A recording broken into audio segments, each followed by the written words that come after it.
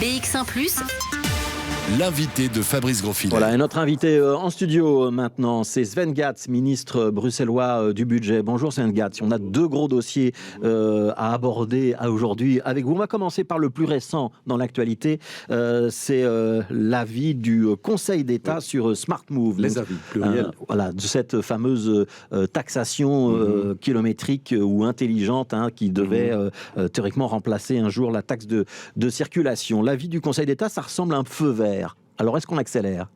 Il y a trois avis du Conseil d'État. Donc, le premier avis sur la mise en œuvre de la taxation kilométrique intelligente est bien positif. Je ne vois pas de recul ou de frein à cet égard. Donc, nous sommes compétents, c'est bien clair. C'était contesté par d'autres régions. Ce sera toujours contesté, même après l'avis du Conseil d'État. Mais donc, vous n'êtes pas obligé de passer un accord de coopération. Vous pourriez décider du Smart Move. Oui, non. C'est beaucoup plus nuancé que cela parce que, avec notre taxe shift bruxellois, donc on imposerait une taxation variable aux Bruxellois, mais en même temps, il n'y aurait plus de taxes fixes, taxes de mise en circulation et taxes de circulation à payer. Sur ces deux autres éléments-là, le Conseil d'État retient quand même encore certaines réserves de dire, oui, mais si vous faites ça, vous ne pouvez pas discriminer les autres, disons les Wallons et les Flamands.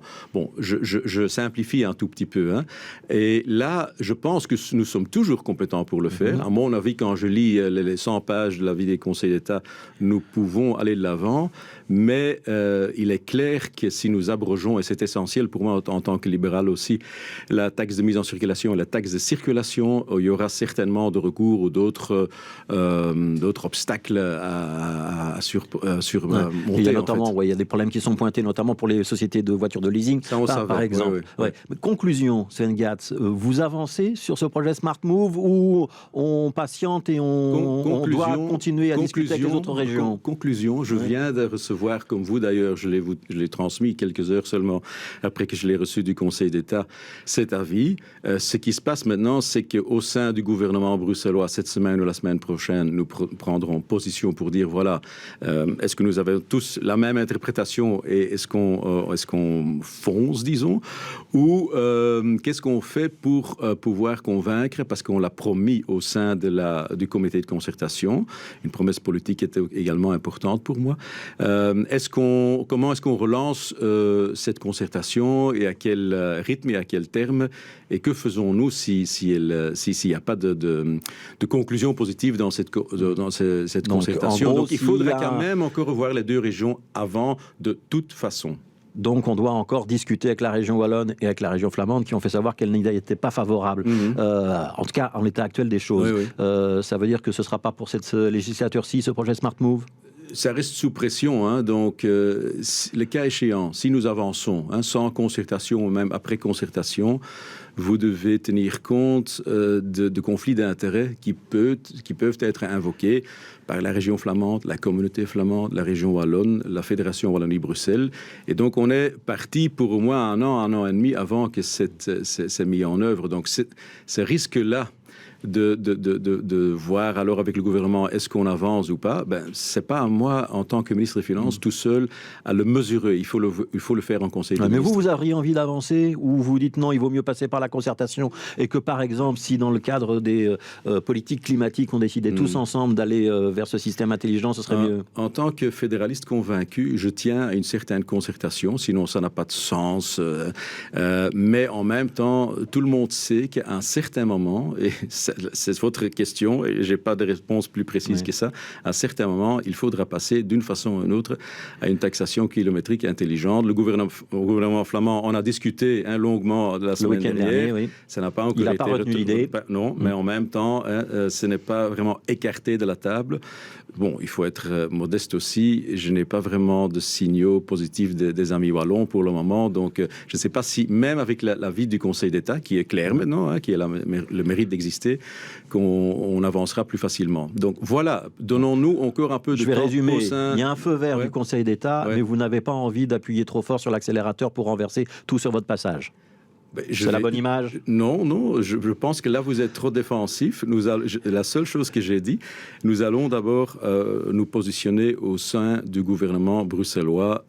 Nous sommes un collège de 8 ministres. Ouais. Et mais on sait, Sven Katz, que les écolos sont très favorables et que d'autres partenaires le sont beaucoup moins sur Smart Move. Oui, mais ça, c'est pas une nouvelle. Donc, c'est comme ça avant le Conseil d'État et c'est toujours le cas, je le pense. Alors, l'autre dossier sur lequel on voulait vous interroger, vous en doutiez, évidemment, c'est les rapports de la Cour des comptes sur les comptes de la région bruxelloise. Là, il n'y a pas d'avis qui est rendu faute de documents, et des avis négatifs sur un certain nombre d'OIP, donc de grands organismes bruxellois, Visite Bruxelles, Parking Bruxelles, par exemple. C'est une tuile quand on est le ministre du Budget? Oui, certainement. Ça me donne des grands soucis parce que il y a toujours un dialogue entre le gouvernement et la Cour des comptes avec beaucoup d'observations techniques. C'est le rôle. Mais la non-certification que la Cour des comptes prône maintenant, ça c'est vraiment très dur à avaler. Et donc, je dois maintenant absolument trouver des solutions, déjà à court terme, parce que le bilan prochain de 21 s'annonce déjà, ça prendra encore des mois. Qu'on n'ait plus cet avis de la Cour des comptes. Concrètement, ça veut dire que vous allez faire quoi, Sven Katz? Demain, déjà, je vois mes fonctionnaires compétents financiers, donc ceux qui sont vraiment aux manettes, et dire, voilà, expliquez-moi, parce que je suis responsable, donc je ne vais jamais dire qu'un...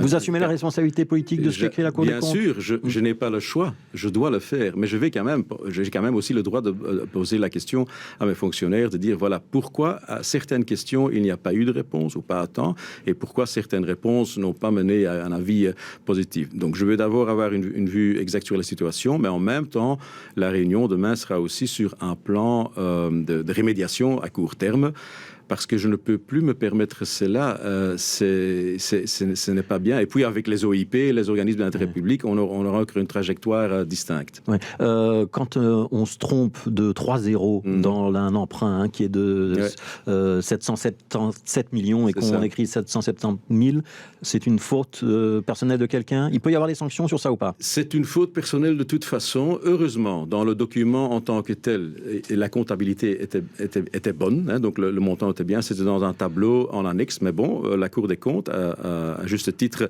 donne aussi un avis sur les annexes, et là, il y avait une faute matérielle. Donc, dans le document principal, c'était bien comptabilisé, dans l'annexe pas. Bon, on va en parler, mais naturellement, moi, j'aime pas nécessairement sanctionner des personnes individuelles. Je dois pouvoir sanctionner le processus, parce que les personnes peuvent faire des erreurs. Vous, moi, les fonctionnaires aussi, mais pas dans une chaîne à 4 yeux, où il y a un contrôle en double-check, ou même 6 yeux. Et là, je vais voir pourquoi ça n'a pas été fait. C'est pas la première fois que la Cour des comptes est critique pour la région bruxelloise. Et certains organismes, ça fait plusieurs années de suite que leur compte est recalé. Ça veut dire qu'il y a un problème sérieux. L'opposition, elle est très dure avec la majorité et avec vous. On parle d'amateurisme. C'est un terme qui est utilisé à la fois par le mouvement réformateur et par le CDH. Et la NVA vous cible en disant que vous avez une responsabilité, que l'Open VLD a une responsabilité, puisqu'avant vous, c'était Guy Van Engel qui occupait le budget. Qu'est-ce que vous répondez? Que nous avons tous des responsabilités, mais la meilleure réponse à cette responsabilité est de remédier à des problèmes structurels. Je veux dire par cela, les comptes même de beaucoup d'OIP sont en ordre... presque en ordre, mais c'est pas assez pour un compte. Donc 20 des 23 OIP sont en ordre si on est coulant. Mais on peut pas être coulant. Il y en a 3 qui sont vraiment très mauvais. Et là, il faut avoir une trajectoire distincte avec des sanctions possibles, parce que ça ne peut pas durer.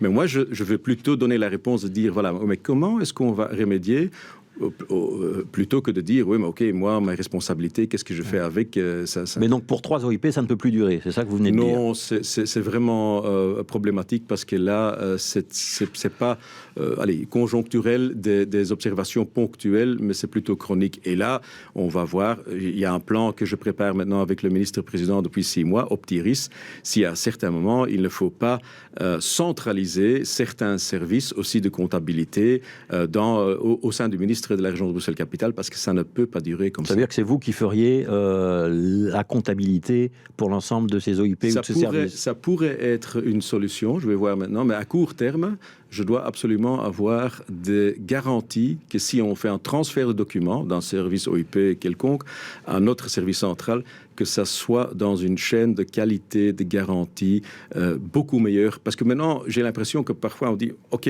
on fait notre comptabilité, elle sera plus ou moins bonne, et puis on la transfère par email ou à la poste au ministère. » Et tout le monde ne respecte pas les mêmes règles et les mêmes procédures. Dernière question, est-ce que ça peut avoir un impact sur, par exemple, l'argent qu'on emprunte, le fait que la Cour des comptes nous juge négativement? Non, mais naturellement, si ça... C'est juste une question d'image. Si ça perdure, il y a un problème. Non, parce que l'argent qu'on emprunte, c'est pas uniquement la politique budgétaire ou la politique financière de la région qui est mise en... On sait qu'il y a des agences de notation qui surveillent ce qui se passe en région bruxelloise pour remettre des recommandations. C'est un des éléments, ça pèse dans le pointage que le Standard & Poor's fait, mais il y a d'autres éléments de pointage, la solidité économique de la région, par exemple, qui pèse aussi. Mais non, je ne peux plus me le permettre. Ça ne peut pas, à mon avis, à court terme, donner un autre avis d'un rating, un bureau de rating. Mais si on a un peu de respect en soi-même ou pour soi-même, il faut pouvoir remédier à cela. Donc, je vais le faire. Vous allez le faire, parce que politiquement, vous allez être dans une mauvaise posture lorsque vous allez retourner devant le Parlement, vous le savez. Oui, mais j'ai hâte de retrouver le Parlement lundi prochain pour présenter le budget et avoir aussi cette discussion-là. Ça mérite bien un bon débat démocratique parlementaire. Merci beaucoup, Sven Gatz. Merci d'être venu dans ce studio, donner des explications sur ce qui s'est passé donc la semaine dernière, fin de semaine dernière. C'était le rapport de la Cour des comptes. Merci d'avoir été avec nous.